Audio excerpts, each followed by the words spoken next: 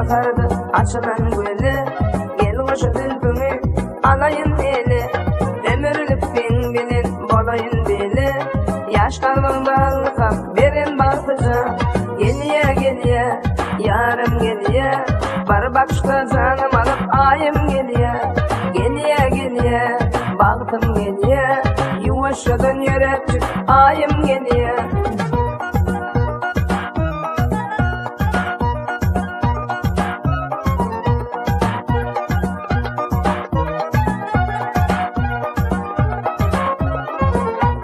Karaca gözlüm nuru bağrımdan öter, zülfüm koşana yaklanıp yatar.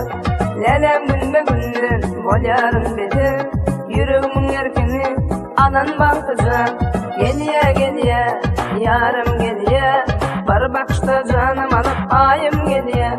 Geliye geliye yarım geliye, salıcıdan yılgarıp ayım geliye.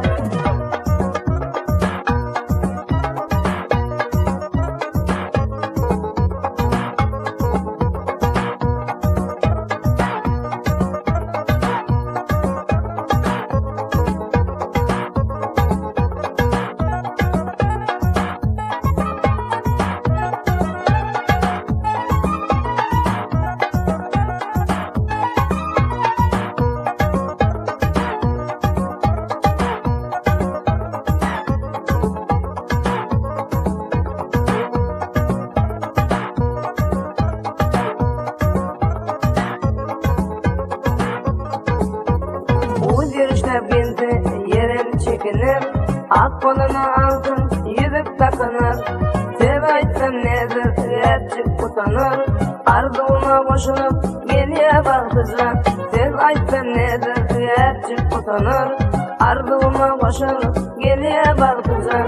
Geliye geliye yarım geliye, var bakışta canım alıp ayım geliye.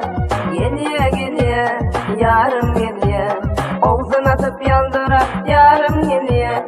Geliye geliye yarım geliye, manayımca ne dedim baktım geliye.